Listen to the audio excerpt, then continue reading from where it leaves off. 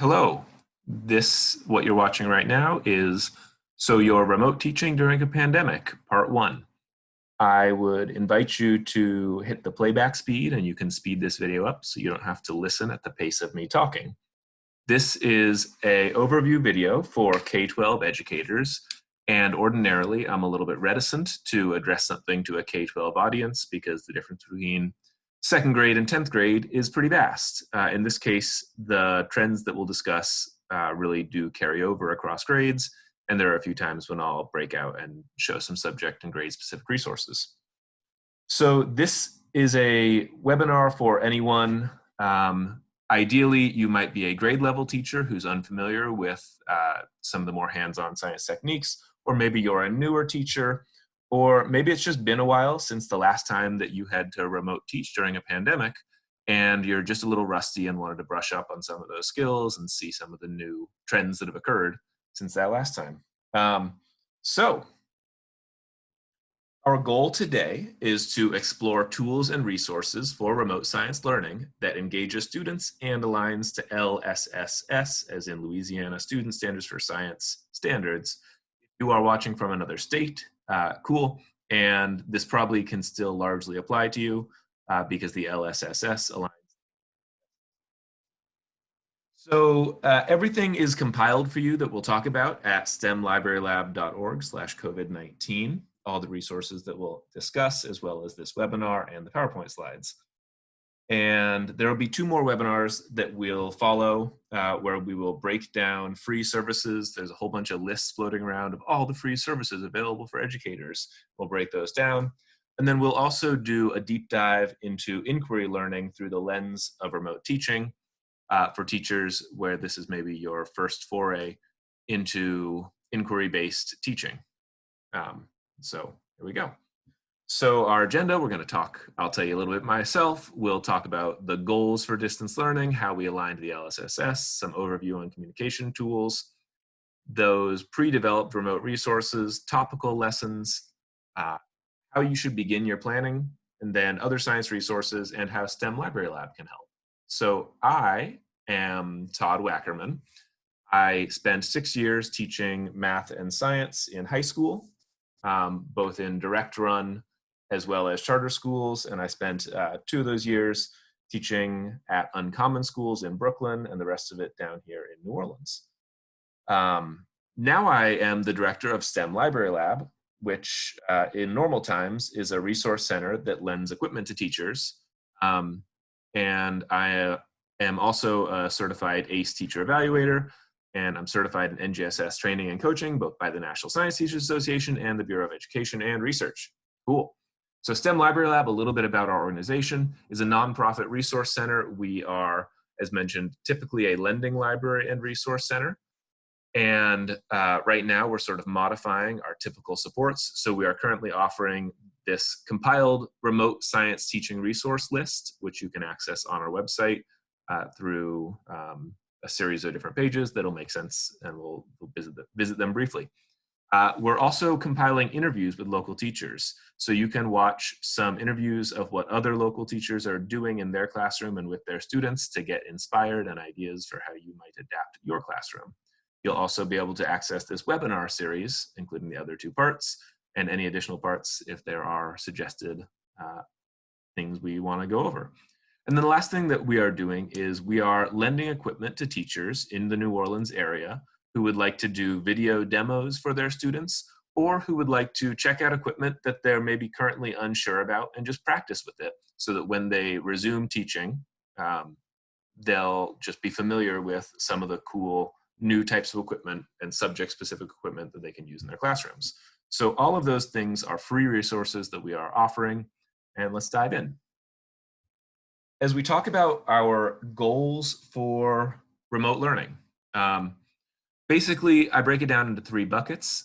You might have the goal of basically just keeping students on track, knowing that this time is very uncertain, both for teachers, but also especially for students and families. So part of this is just let's provide a routine and a structure that enables students to get through their day with as much a sense of normalcy as possible. And you might be saying our goal is deliberately about student learning. you no longer are beholden to the LEAP testing standards, but nevertheless, you do have a standard of, or a goal of progress towards mastery, because your students will matriculate to the next grade next year, and they need to be ready for that grade. And then the last goal, the last large bucket, is just literally letting kids know you care about them. As mentioned, this is a scary time, and having a touch point with another familiar adult is important for kids. And it may sometimes be hard to even remember or process that as adults. But that in many ways is the most important goal of your purpose during remote learning, is making sure that kids know that there is another person out there who cares about them.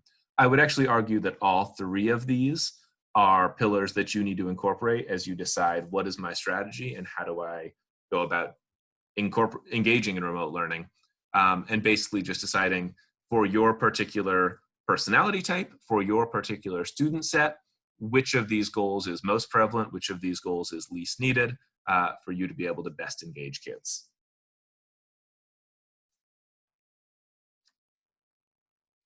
So now we're going to talk a little bit about how we turn those goals into strategy. And all of these different pieces are things that we will address how to decide on. When we talk about the style of content, if you are leaning towards my kids need structure, then you might lean towards worksheets and daily deliverables. Or if you say, I want to use this time to allow kids to just engage with science and explore and experiment, you might lean towards a more project-based approach. And in terms of communication platforms, you've got virtual classroom options, which we'll discuss, but they sort of balance, do you want your classroom, your virtual classroom, your remote learning experience to be extremely structured, because these classrooms are structured, but they're also complicated, they're difficult to understand, and they're tech heavy. And then now that we know we're no longer beholden to LEAP tests, how do you want to structure the content in your classroom? Do you want to stay standards aligned to the LSSS? Do you want to move toward topical lessons? Do you want to move towards things that students say they are interested in? You have a whole lot of different options available to you that we'll go into around how you design content in this environment. And lastly is feedback methodology. Is it important to you that you're grading work? Can kids interact with each other through whatever methods you've set up? Can they not just have work graded, but actually understand what's happening in their work and get feedback on their work specifically? So we're going to talk through the process of distance learning by the standards, and if you are an NGSS state, this would still apply to you. Let's start with inquiry-based learning, which is, this guy on the right is old Mr. Piaget. If you remember him from your pedagogy teaching classes, he's the guy who's all about constructivist or inquiry-based learning. And ideally, when you are engaging in inquiry-based learning as an approach to learning that emphasizes the student's role in the learning process, ideally this is paired with hands-on learning, but in truth, inquiry skills can definitely happen with remote learning as well. They can be hands-on using materials around the house. They can be minimally hands-on. The idea of engaging students in their own learning is fun when it's hands-on, but that's not a requirement of how to engage students. So this is pulled from the framework for K-12 science education, which was used to develop the next generation science standards, or the LSSS standards. And what I want you to take away from this is basically just, in general, the idea of the standards is that we move away from things like rote memorization to using terminology to explain concepts that we've already begun to understand, and teachers giving whole class information to students doing the bulk of the work, conducting their own investigations and engaging in discussions. And moving away from things like reading textbooks and answering the questions to reading primary and secondary sources and reading journal articles, as well as summarizing information in one's own words, not necessarily just by the book, but literally and figuratively. So that's the trends of the new science standards that we're moving toward. And this page right here is, if you're newish, either new or sort of new to the state standard, and what you're looking at right here is one standard. And on the left side, you can see Here's how you'd go about accessing the standards. You can click this link and you can download the folder for all grades, and then you can find your grade or subject. And then if you look at the performance expectation, they'll all be phrased similar to this one. This is a second grade physical science performance expectation. Analyze data obtained from testing different materials to determine which materials have the properties that are best suited for an intended purpose. So if we want to analyze data and test materials, we can do that anywhere. And we don't have to be sitting in a classroom. In fact, in a way, this is almost built for creativity and built for doing in the comfort of your own home, testing the materials that are around you. Thinking of things like testing for strength or flexibility, hardness, texture, or absorbency. We can certainly do that in the comfort of our own home with some guidance from the teacher. So if you are thinking, okay, so now I am ready to dive in, but I'm no longer beholden to the LEAP. But I do want to keep kids on track in terms of getting them ready to progress to the next grade level. I would invite you to look at these standards when you pull up your own and specifically look at the science and engineering practices and the cross-cutting concepts. The actual content, the piece of science knowledge that you teach with these new science standards is the least important thing. What's more important is how you teach it and how you assess that students are really processing and formatting that information for themselves. So what I mean by that is the science and engineering practices ask students to do things like ask questions, define problems, plan and carry out investigations, analyze and interpret data, and engage in argument from evidence. So you can ask students to do things like, read about the seasons. You give them a short passage around seasons, and then ask them film a video on your smartphone of yourself and a basketball modeling the seasons. And then they can post those and you can see how they're doing, and you can share students' videos with each other to see how students analyze each other's work. You could give them a table of data and say, analyze and explain this table of COVID-19 data, graph it, and talk about what type of graph you should use and what this data says when graphed, and explain what it's telling us. You could give them an assignment in upper grades that says, find your own data set that interests you, find 2 or 3 data sets and compare them. And then we're analyzing and interpreting data, and we are arguing from evidence.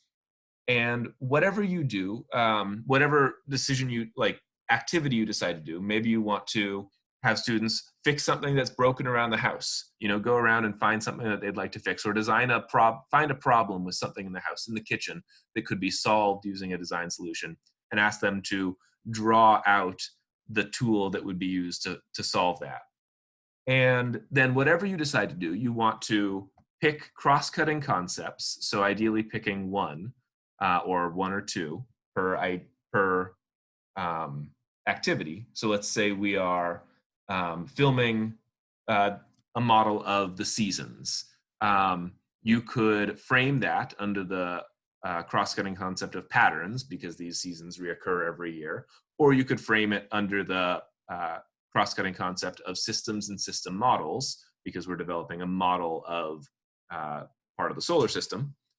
So whatever you decide to do, pick a cross-cutting concept or 2 and make sure that the things that you are asking students to do are deliberately aligned to one of these cross-cutting concepts. You can access both these lists along with more detailed descriptions and way more information about them by these links. So let's dive into the tools that you have to communicate with your students. I've been talking to teachers about the platforms they're using, and right now there are like a zillion different free services. So you need maybe or let's dive into some of the thought processes around how you would go about deciding on which platform to use. So I would invite you to frame your decision around the platform or platforms you select based on 3 different decisions, which are the level of internet conductivity that your student population has, communication styles that work best for yourself, and the value you place on recording work and feedback. So asking yourself, what sort of internet connectivity are my students fully wired? Do they have some computer access and we can get by finding those free hotspots that are now available? Are they smartphone only? And then there are tools that can be used for smartphone only. And maybe they're literally just paper only and they have regular phones and or perhaps a phone that takes pictures. And communication platforms are going to allow you to manage students electronically and help you with presenting content and interacting with students, but they are also not necessarily something that students are familiar with, that families are familiar with. And so as you select a communication platform, you ought to ask yourself, is this going to be too complicated for students or parents to easily make heads or tails of? Some of them are like really brilliantly designed, but they require a lot of ramp up to get them fully operational. And all of a sudden we start remote teaching. So you might not have had the chance to do that ramp up and get teachers and get students and parents ready to use these really high-tech communication platforms. And then also, what do you want from the work that you're assigning? Do you want it to get completed? Do you want to grade it and stamp it with an A or whatever grade it's earning? Or do you want to make sure that the work that you're providing is maybe more minimal, but that you're able to review it and provide actual feedback on the quality of work to make sure that students are actually achieving mastery? So thinking through these three buckets in order to decide what communication platform would work best for you. So I'm going to walk through a few options. Again, there are way more than this. And if you tune into our teacher interview series, you'll be able to listen to teachers talking about the communication platforms they're doing and the content that they're doing with those platforms. So of course, we've got Google Suite, which if you are in a school that's using the Google Suite, Classroom, Hangouts, Meet, Forms, the Drive, there's a zillion different, ton of different Google platforms that you can use with a giant array of creativity. And the pros are, of course, that this is extremely comprehensive and that it's teacher friendly. It really collates information in a way that allows you to collect data from them. The cons are that it may be brand new to your classroom and it's entirely electronic, and there's a lot of bureaucracy to get it started and set up. And Microsoft Education has a similar suite of platforms. They are free. So we've got Teams, which converts to Microsoft Classroom. There's video conferencing. There's document sharing. There are quizzes and polls. Similarly, this is very comprehensive. It's extremely centralized and it's free. The cons are that basically no one's used this before. It's entirely electronic. This is possibly the most powerful set of products, but it's also the most difficult to start and dive into. Then you can cobble your own together without having to use any of those official full suites of platforms. Free services like ClassDojo and Zoom and SurveyMonkey will allow you to manage a classroom, to video conference with students, or record videos just like this one. SurveyMonkey will allow you to create polls or quizzes or assignments that students can complete. So it's nice in that it's much more teacher friendly, but they're disjointed platforms. They're still new to classrooms and they're still electronic. There is a teacher interview with a teacher who has moved to Instagram. And I think this is a really cool way of doing things because just about every student or family has a smartphone. And when you move to Instagram, you can use stories, you can use polls, you can do live feeds, you can use hashtags to submit assignments. So it's phone friendly. There's a bunch of different ways to engage via Instagram. It's obviously very colorful and upbeat. It's super informal though. There's no reporting data, so you're not going to be able to easily collate sheets and spreadsheets about what's happening. And of course, it is entirely electronic, although it's phone-based, so slightly easier electronic than the other ones. And then throw back to that green grade book and that beautiful eraser. So of course, if none of those electronic platforms are going to work, you can incorporate some method of paper assignments, phone calls. You can ask kids to be taking photos on their phone of their assignment and sending it to you. That means you've got a physical paper trail, but it's going to be a lot of paper, and you're only going to get it at the end of this whole time. And then all of a sudden you're going to realize you haven't been giving real-time feedback, and it's much more difficult to assign grades unless you're having kids take pictures and send you pictures of their assignments via phone. So those are a number of different platforms. Again, as you decide which platforms are the right ones for you, or mix and match, or however you like to do it, you're thinking through internet conductivity, your communication style and your students' and families' communication styles, and how you want to be recording work, providing feedback. So there we go. So let's talk about what to teach. We have walked through framing the goals for distance learning. We've walked through staying engaging by using the Louisiana Student Standard for Science and staying aligned to those science and engineering concepts. And we've walked through communication platforms. So let's talk a little bit about figuring out what to teach. On the STEM Library Lab website, we've compiled a number of different resources, and those resources fall into three main buckets. They are remotely enabled curricular resources, so organizations that have provided full-on curriculum home with varying degrees of electronics. They are topical news or local resources, and then there are just general STEM. So as you think about what you want to present to kids, let's look first at some of these remotely enabled curricular resources. So in the K5 and K8 space, there is Mystery Science, and I'm going to crack these open so we can see them. And Mystery has a school closure planning website where you can view a whole bunch of different mini lessons and full lessons, all of which have student links. So if you're familiar with Mystery Science, usually you get a teacher link, but in this you get links that work with students. So they'll get sent a video, and there are handouts that they can view and print or view and complete online. So these are all the lessons that they pulled that work well. Many of them have activities, but they're activities that work with. We've got Amplify is a K-8 curriculum. Usually it costs a lot of money, but right now they're remote. You can download resources for each grade, and for same thing for middle school, you can download units for different grades. They don't assign the units because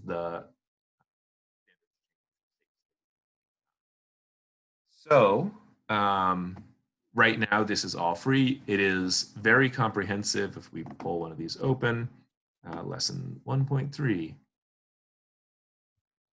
So this is a teacher guide. It's going to be a lot more work for you to parse. Apologies. This is the student materials. And it's more work for you to parse. And if there is a way to disseminate this to students, you may choose this as a really cool option. It's pretty comprehensive.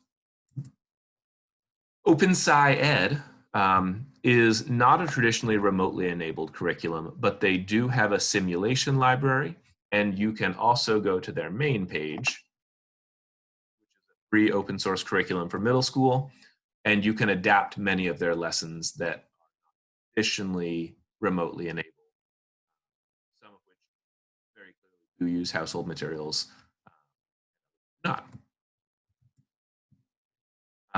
And then there's a cool series called Next Generation Climate. We'll just 6 lessons around climate, and they are giving you remote enabled worksheets so you can.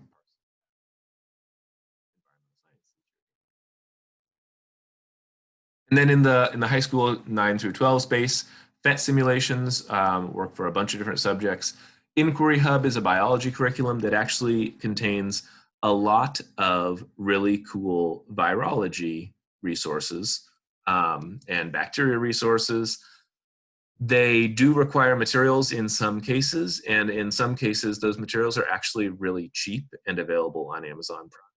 So So offline, I'm happy to discuss ways to help students figure out how to get some of those cheap resources to study bacteria and virology. And then the other place that I'm recommending for high school teachers is talk to your veteran teachers in your subject and get the packets that they've made for late work and missing assignments and projects. So this one is literally just mine. And I've put together a few resources that are demonstrating the twin peaks of worksheets, that if your game is worksheets, you can give students any number of a whole bunch of worksheets. But if you are, as I hope you will decide to be, more interested in some projects, there are so many cool physics projects, and things like the egg drop lab can work in middle school, can work in high school. Things like design a Rube Goldberg machine. You can do that with materials around the house. You can have kids spend several days doing this. You can give them expectations around changes of energy that need to occur, and different phase changes or things like that that need to occur as you create your Rube Goldberg device. You can tie in potential kinetic energy, all with materials around the home, have them videotape it, send it in. This one is just like, there are so many cool physics projects you can do. And if you are a subject level teacher that is struggling with projects, just like you'll hear me talk forever about the cool physics projects you could do at home, veteran teachers in the high school level will have cool ideas for projects that can definitely be modified for remote learning. So you may decide that you say, standards be darned. I want kids to be learning and I want them to be engaged, and we're going to go ahead and use things from the news. So Mystery Science, just like they compiled school closure resources, also compiles a current events where you can see things like, how does hand sanitizer kill germs? How do germs get inside of our body? And other current events. Ripple Effect is a local nonprofit that is inviting teachers and students to get involved in a crowdsourced video project, and we invite you to take part. Worldometers has coronavirus statistics, CDC has coronavirus statistics, Johns Hopkins has coronavirus statistics. There are so many that you can find on Google just by searching for topical resources. And they are also, just like the previous resources, they are also compiled on our website, stemlibrarylab.org/COVID-19. So you can see these and many more on our website. And then you may decide that you want to just go with cobbling together your own series of work that is activity-based or based on some of the cool resources that are being put out in the world, but are not necessarily subject or topic. You've got a large list of virtual field trips, Facebook groups like this one, where it's open to join, piles of resources available to you. That one's not available right now, but the rest of them are. Just parents and teachers sending in resources that may be of interest to you, to parents. So those are options. Daily STEM resources. If we find 77 more STEM activities for families in English or Spanish, some of them will work, some of them will not. Build a model city with items inside your house. Take your bike apart and put it back together. Make something from old puzzle pieces. Make a time capsule to open in 10 years. Make artwork using shaving cream, food, coloring, toothpick. You can go through all these lists and say, pick one of these 10 items and do it, and then write a project about it. Count how many and what type of birds come to your bird feeder. Spend 3 days checking your bird feeder for half an hour a day, and or make a bird feeder and give them a list of things to make, and then have them write some data around what they collect, have them write some hypotheses or some conclusions. There are so many ways that you can take simple activities and turn them into items which engage students. And if your main goal is let's engage students and let's provide structure for students, you can have them choose their own. Not all of these are great. But you can have a student choose their own, and you can give them some parameters around how to choose that, build the tallest tower with one piece of paper and tape, etc. Ooh, that one looks like fun. So again, all of the STEM activities resources that we have found through a number of different sources, being teachers, being lists that are compiled, etc., are available on our website, stemlab.org/COVID-19. So you can go to our website.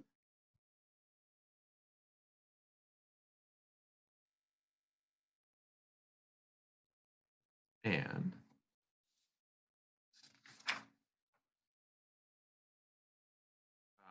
from our website, you can either go to the inventory page if you are a teacher who would like to check something out from us in order to do a demo video or to practice something. You can check out materials from a 3D printer to cell models to maybe you're scared of the Van de Graaff. So you can check that out and practice it in the comfort of your own home before you present it to kids in the future.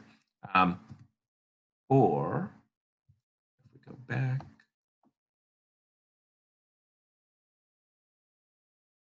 or we can go to the remote teaching resource pages where you will find all of the lesson planning resources we've compiled, all of the locally sourced content we're compiling, teacher interviews, which will also be available on Facebook, and non-instructional content, which we'll get into. So in the lesson planning resources, for example, you can find those general projects, activities, and resources. You can find grade level specific or topical specific resources that may So there's teacher interviews, there's those subject, topical, and general STEM resources, and then there's locally sourced videos and community content. We're inviting you, if you want to check out materials for a demo or use materials of your own in a demo, to submit that video and those lesson plans to us, and we will put them out into the world so that other teachers can benefit from them as well, and that when they do, can benefit you. So let's briefly go back to how to begin, because we've walked through a lot of different resources. So I want, as you begin, I would invite you to start by asking, what is my purpose for remote learning? Is it providing routine and structure? Is it academic progress? Is it showing kids, letting kids know that we care? Thinking through how I communicate with students and families that's effective for all parties, and what communication platforms make sense with that in mind. And then ask yourself, do I want to make science topical? Do I want to use a curriculum? Do I want to go project-based? Do I want to go routine? How do I want to begin my remote science teaching journey? Am I going to monitor with bite-sized assignments or project-based learning? Does my plan engage students in self-driven learning in ways that aren't just worksheets and reading? I'm not discouraging worksheets and reading, but I am encouraging adding project-based learning and adding learning opportunities that students decide for themselves and figure out for themselves. They are at home all day and they want to be engaged. And if they can be engaged in their classwork, that's a really exciting and productive way to spend this time. Now, next question would be, does my plan stress the science and engineering practices and the cross-cutting concepts in the LSSS? If I'm thinking about, I'm planning a remote lesson and I'm trying to decide if it is high quality. As I read through my lesson, I'm going to pull up those science and engineering practices and those cross-cutting concepts, and I'm going to ask, am I sufficiently engaging students in the practices, and am I framing this lesson according to a cross-cutting concept? And if I am doing those two things, then my assignments and what I'm putting out in the world will be engaging to students because it's based around doing and those science and engineering practices. And it will be something that they can process and understand because I've based it around a cross-cutting concept that is a universal concept that goes through all the sciences and that we can come back to later and say, remember how we were talking about patterns? Remember how we were talking about energy flow? And then the last question is, am I sufficiently borrowing resources that already exist? And hopefully yes. And if I'm creating my own, am I sharing them? And if you are not currently sharing them but would like to be, I encourage you to reach out and we'll post them on our website in those resource pages. So the last piece is around what are other ways that you can productively enhance science education in your classroom right now. And I would invite you to do a few things. One is to apply for grants. By end of day on Friday, this stemlibrarylab.org/COVID-19-non-instructional will be a repository of grant opportunities that you can apply for around science, or if we find other ones that are relevant in general for your classroom. Another great way to spend your time is to think toward the future, and you're returning with students into school to plan your first LSSS aligned science unit for when students come back. So knowing that the standards invite you to use those science engineering practices and cross-cutting concepts, a LSS aligned unit is a complicated thing to think through, perhaps, and now you have the time to do it. So take the next piece of content you want to teach, and maybe it lasts for 2 weeks, maybe it lasts for 3 or more weeks, and say, how am I going to do this, weaving in those science and engineering practices and those cross-cutting concepts. And if you or your school would like assistance in that, STEM Library Lab does offer professional development, which we are going to make virtual. So if you would like virtual professional development, our website, our workshop series is engaging students in LSSS aligned instruction, and we'd be glad to work with your school on that. And the last thing you can do is borrow some equipment to prepare for a lab when students return. So again, if there are pieces that you want to use but you're currently scared of or just haven't touched in a while, if you want to wrap your head around some dissection materials or whatever it happens to be, or if you want to wrap your head around dissection materials and borrow a frog and do a dissection on your own time, that might be weird, but power to you, and I invite you to. The equipment lending is another free service that we're currently offering to all schools during this time. So wrapping it up, how we are supporting educators during remote teaching. We'll procure materials for you to video demos or activities, or if you want to procure some household materials that you can distribute to school lunch sites, we can do that as well. We are catalog and sharing demo videos and lessons that local teachers are providing and creating so that other teachers can benefit from content. We have this webinar series, of which this is part 1, that helps you see all the resources available so that you can do your best remote teaching possible. We do offer that professional development support. That's the only thing we offer that costs money. Everything else that I have been describing is 100% free and available to everyone. So we're putting up that Interviewing a Teacher series on Facebook and on our website, so you can watch the videos of other teachers to get inspired for cool ideas.